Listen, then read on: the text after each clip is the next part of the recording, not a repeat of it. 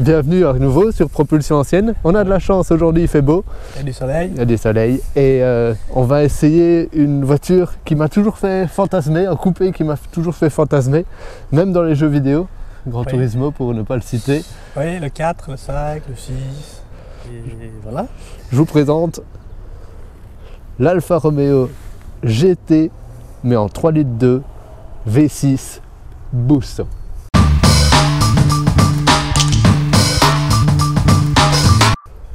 Merci. Arrête avec ton accent, s'il te plaît. Excessivement énervant. C'est excessivement énervant. Donc voilà, un Alfa GT ici qui est sorti en 2003, si je ne dis pas de bêtises. Et comme tu l'as dit, on a la chance d'avoir la version 3 litres de V6, 24 soupapes, 240 chevaux. Un véhicule totalement d'origine ici, dans ce magnifique rouge cerise, dirons-nous. Ce que j'aime beaucoup, excuse-moi je te coupe, je t'en prie, c'est que la plupart des Alfa GT ont été vendus en 1900 JTD grise, mais là c'est autre chose. C'est autre chose. Et même l'intérieur qui est avec ce cuir clair, qui n'est pas courant non plus. Et qui est quand même dans un très bel état aussi. Oui, pour son âge, très belles conditions. Même le cuir, sur les contreportes, t'en as un peu partout. Hein. Sur le tableau de bord, ouais. C'est vraiment bien fini en fait. Bravo. Donc véhicule dessiné par Berton ici. Comme c'est signé là. Voilà. Et comme on le remarque, ben, la ligne n'est pas vraiment beaucoup vieillie. Hein. Oui, comme on le disait tout à l'heure, effectivement, c'est pour une voiture qui va sur ses 20 ans. Bon, tout doucement, oui. Elle en a 18 ici. Ouais. Ça reste encore intemporel. Ça reste élégant avec la classe. Hein. C'est ça. Ouais. C'est ça. Par contre, au niveau des clés, voilà. C'est moins ça. Ils auraient pu faire mieux. Ah, mais bon. Et ici, donc, au niveau de l'équipement, on a des flots xénon à l'avant. Oui. Il n'existe plus maintenant, c'est remplacé par du LED. Siège cuir, siège chauffant, clim auto. Par contre, à l'époque, il n'y avait pas du tout, je pense, sur la gamme, en tout cas sur les GT, phare auto et essuie-glace auto. Ah oui. Il n'existait pas. Non. Mais pour l'époque, c'était quand même le porte-drapeau, le haut de gamme de chez Alfa Romeo. Oui, tout à fait. D'ailleurs, bien typique de chez Alfa, tu avais les compteurs ici. Des compteurs ronds. Voilà, où uniquement le conducteur savait à combien il roulait. Si tu es en passager, tu ne le sais pas. Tu ne le vois pas. Non. Souviens-toi, sur mon speeder, c'était pareil aussi. Oui. Ouais. Le volant sport. Et puis ça a beau être un coupé, ça a beau être une voiture 2 portes. C'est une 5 places. C'est une 5 places, tu as vraiment de l'espace arrière. Absolument. Avec un accoudoir au milieu. Aussi. Ah oui. Tu vois ? Rien à envier au 156 de l'époque. Non, non, non. D'ailleurs, la planche de bord est fortement inspirée de la 147. Oui. Ils avaient quand même une belle gamme à l'époque. Hein. Chez Alfa, je trouve que 147, GT et 156. Ouais. Ils ont commencé un peu à souper quand ils ont fait 159 et Brera. Hein. D'ailleurs, la Brera avait un 3,2 litres aussi. Mais ouais, c'était un peu plus lourd. C'était un moteur GM. C'était plus un moteur Alfa. C'est juste. Ouais. D'ailleurs, ce moteur, il a quand même il porte la dénomination de son ingénieur. Oui. Le V6 Busso, c'est parce que son ingénieur s'appelait Monsieur Busso. Voilà. Alors, ça vous situe un peu le degré de swag. On donne au moteur ton nom. Le voilà, hein. Voilà l'engin qu'on va mettre en route directement. Tu as même le logo Alfa sur le bouchon d'huile. Au cas où. Un peu mégalo, hein, ces Italiens.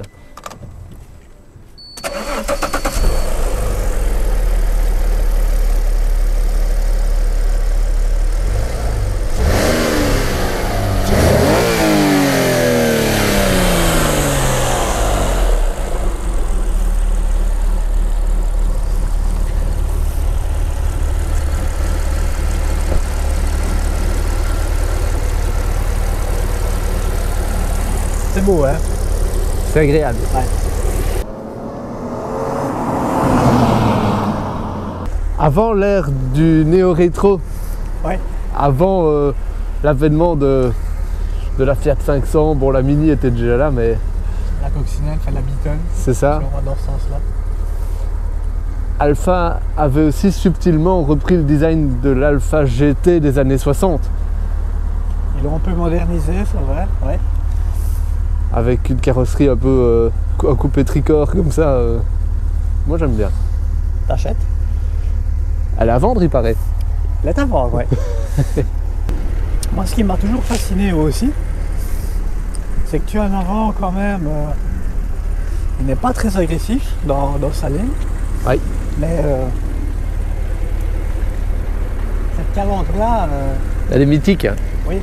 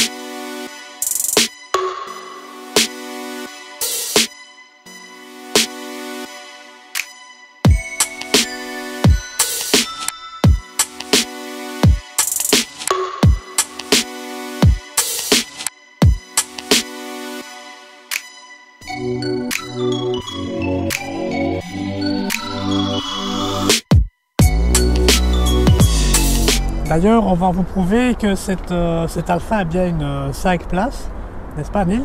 4,5. 4,5. Tu me filmes en train de m'installer? Allez, vas-y.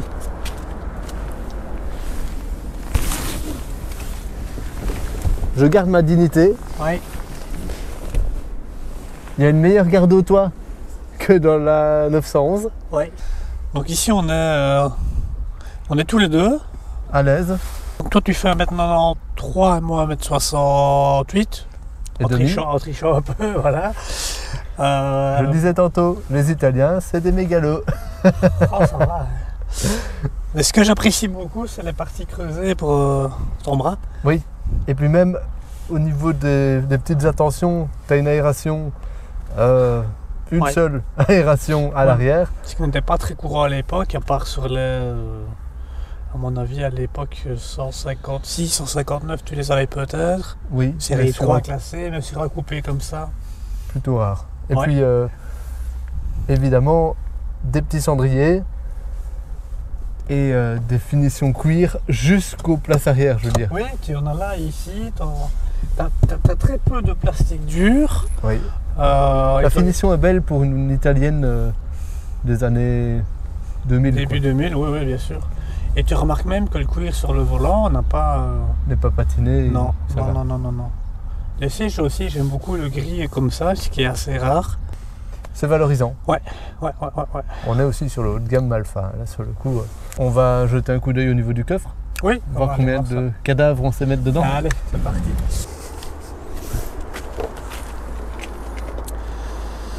Combien de cadavres? Comme moi 2, comme toi 1. C'est fou, je pensais que c'était une malle. Non, ici c'est un haillon, donc c'est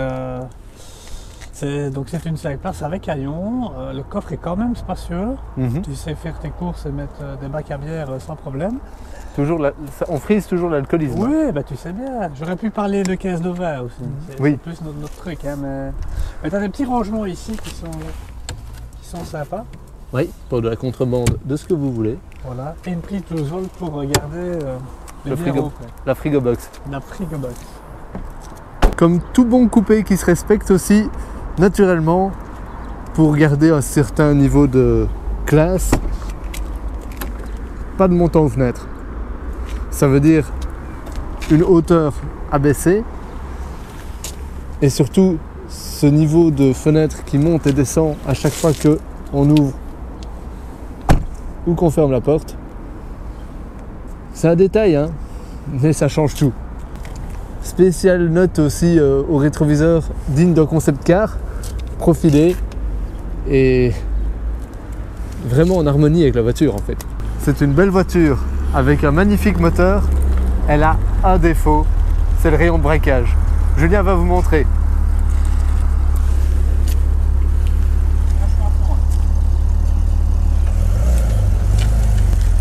Voilà ce que ça donne à fond.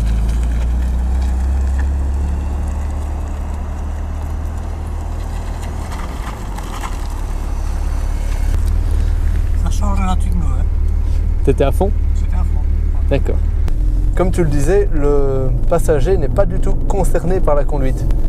C'est-à-dire que je vois le 2 des 2000 tours. Et encore, c'est parce que je suis fort reculé. Donc c'est vraiment une voiture d'égoïste en fait, l'Alpha GT. Mais c'est ça qui est bon. Même les anciennes Alpha, tu prenais les 156, etc.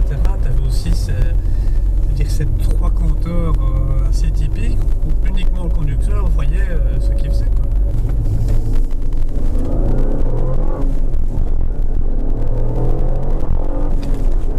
Il n'y a rien à faire, ça file la banane aussi évidemment.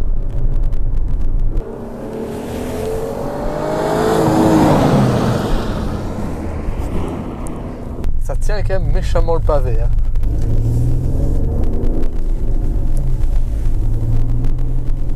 Ce que j'aime aussi beaucoup, Ouais. c'est que dans la gamme Alpha de l'époque, l'Alpha GT emprunte le moteur au 147 et au 156 GTA, Tout à fait. mais sans rien changer de sa ligne. La ligne voilà. est d'une pureté dingue. Tu as juste le plaisir du moteur dans la carrosserie d'un coupé 4 places pratique. Tu vas au sport d'hiver avec ça, t'as bon. Ton portefeuille moins, mais toi t'as bon. La 3 litres 2 V6 est d'autant plus désirable qu'elle n'a pas équipé la GT toute sa carrière. Oui. La GT est sortie en 2003. Elle a eu une fin de carrière prématurée en V6 en 2007. Avant de s'arrêter définitivement en 2010. Tout ça à cause des normes Euro 5. Ce magnifique moteur, c'est un Euro 4.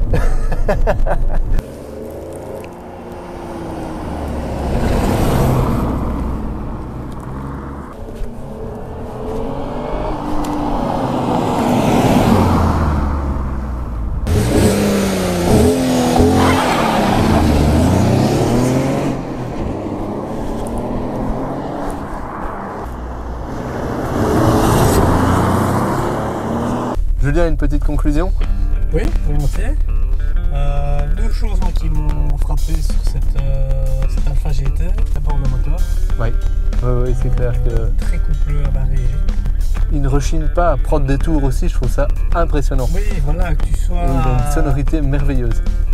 typique du V6 du soir. Hein. Oui, ça. Mais que tu sois à 2000 ou à 5000 tours, il va pousser.